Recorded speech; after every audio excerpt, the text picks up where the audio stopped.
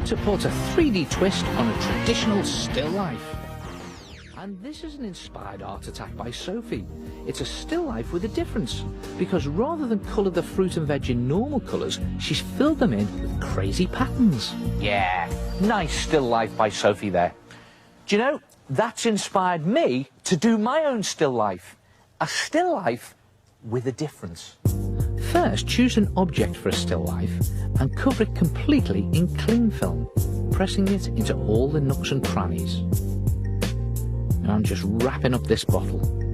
Then mix some PVA glue with a little water and paste on some small torn up pieces of tissue paper. Using different shades of tissue paper gives you a more interesting effect.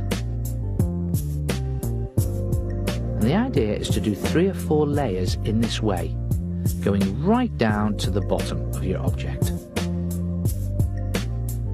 And when you've covered the whole thing, leave it to dry.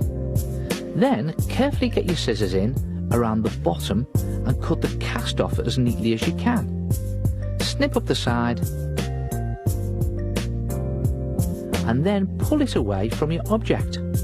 Just open it out and out comes the bottle. And don't forget to remove the cling film.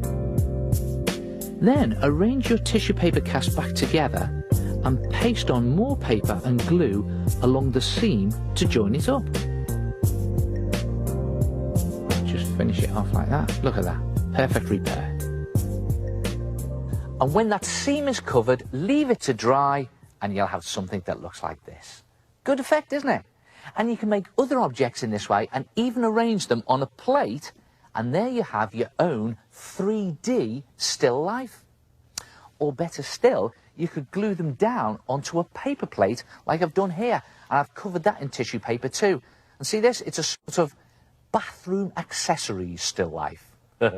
Or you could really go to town. Look at this lot. The more objects you add, the more spectacular it looks. There's a whole fruit bowl there, a cup and saucer, a jug, a bottle, and a pepper mill, all done in the same way.